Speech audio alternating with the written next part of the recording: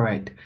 So now based on what we have just spoke about, here we have a differential equation, which is a non-homogeneous differential equation. Why am I saying this is a non-homogeneous differential equation?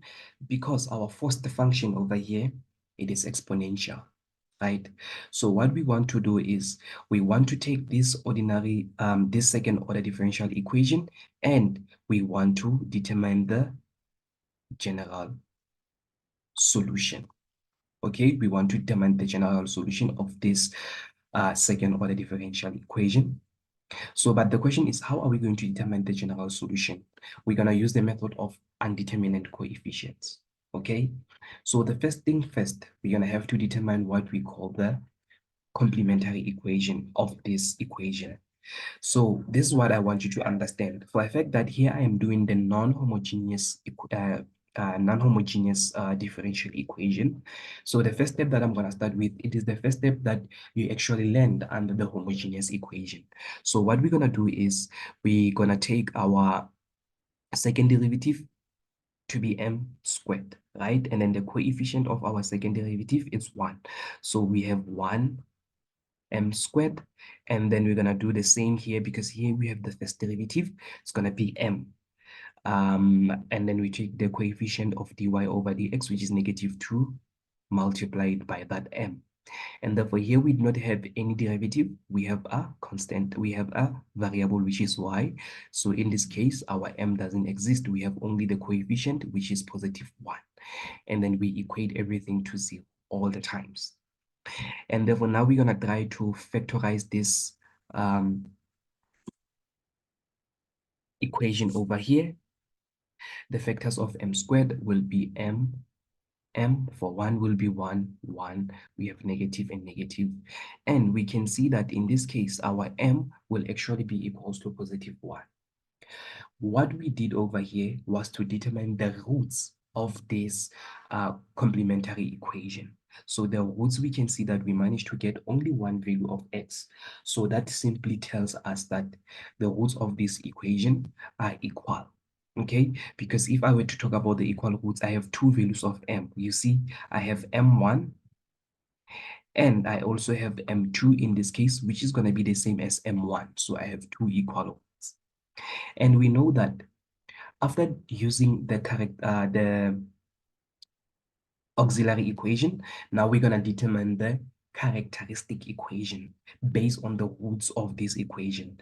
Now, the characteristic equation, to determine the characteristic equation, we're going to say y sub c is equals to, when we have the equal roots over there, we're going to have open bracket a, our variable is going to be x, our independent variable, there's going to be x. We're going to have ax plus b multiplied by e to the power of our value of m. In this case, our value of m is going to be +1. So I'm just going to write +1 to the power of x. So why am I saying to the power of x? Again, because it is the independent variable that we are actually dealing with.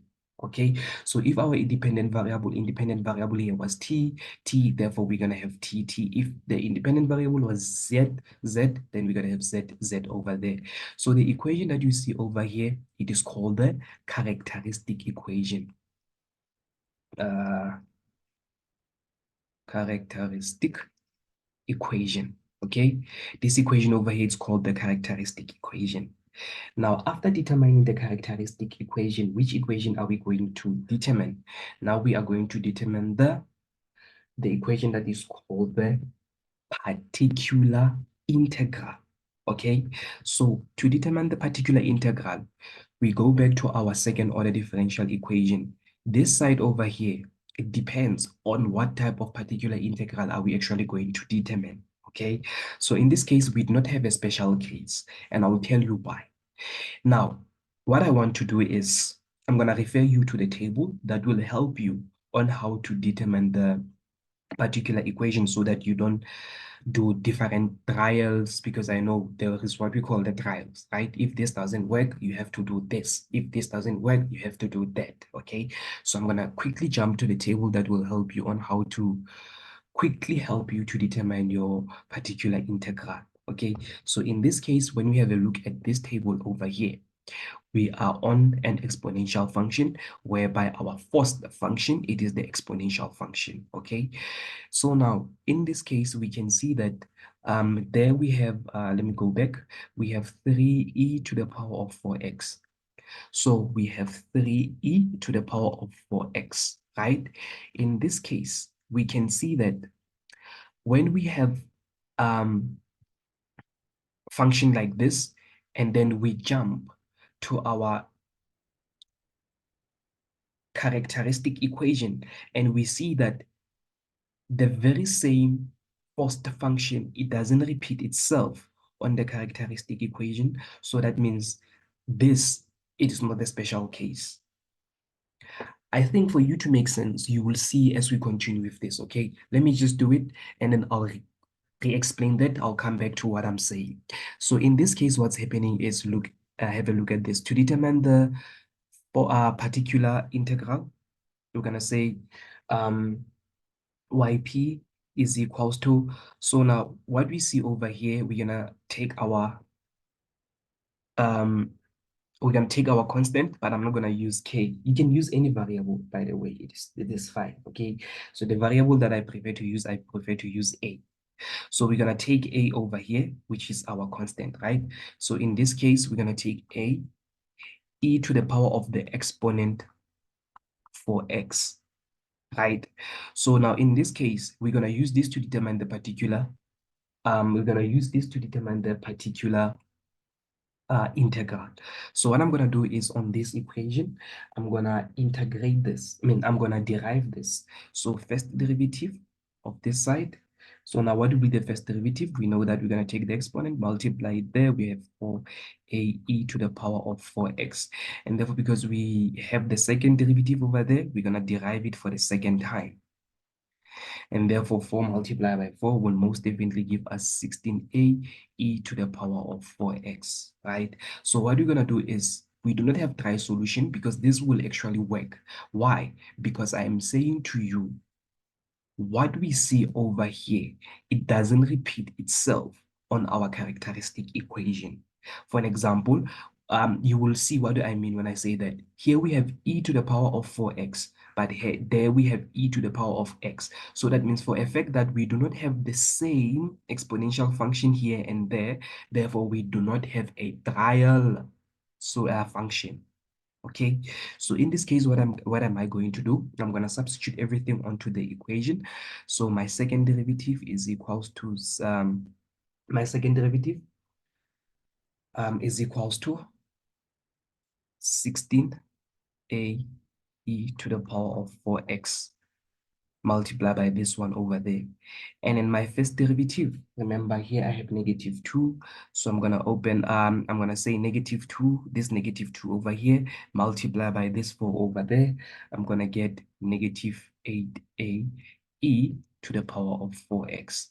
And therefore now I'm gonna substitute my y. I said my y over here, it is a multiplied by e to the power of 4x. So that means here I have a multiplied by e to the power of 4x is equals to this side of the equation over there, which is 3e to the power of 4x.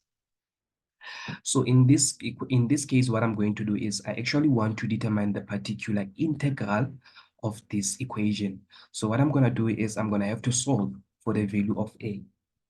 But how am I actually going to solve for the value of a? I'm going to use this equation over here. Now, in order for me to solve for value of a, I can see that here I have this common factor throughout inside of this, in this term. Or you can see that these are all like terms, right? We can add the coefficients. So what we're going to do, we're going to say 16 plus 16 here it's negative. It's not positive, it's supposed to be negative. Okay, let's be careful on that one. So we have 16 subtract 8 plus 1. And then how much is that? We're going to get 9. I think, yeah, it's going to be 9a e to the power of 4x, which will give us 3e to the power of 4x. Remember, what is the aim of me working with this equation? I want to determine the value of a. So in order for me to determine the value of a, I can see that e to the power, okay, I can divide the whole equation by e to the power of 4x. I'm going to left with 9a to be equals to 3. And therefore, what will be my numerical value of a? In this case, when I divide both sides by 9, my numerical value of a will be 1 over 3.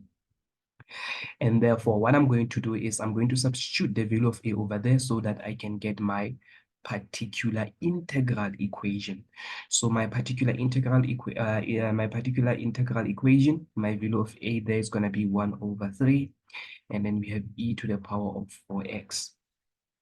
And therefore, to determine the general solution of this equation over here, I'm going to say to determine y general solution, I'm going to say it's going to be y characteristic plus y particular equation. And therefore, a particular integral. And therefore, my characteristic equation is already been determined. I have ax plus b close bracket e to the power of x plus my particular, which is 1 over 3e to the power of 4x. And in this case, we are done determining the general solution. Only if we are given the conditions, then we will determine the particular solution. But in this case, because we have no conditions, we'll just end here on the general solution. Therefore, our general solution for this equation will look exactly like this. So stay tuned for the second question so that you can understand how am I actually going to use this table over here.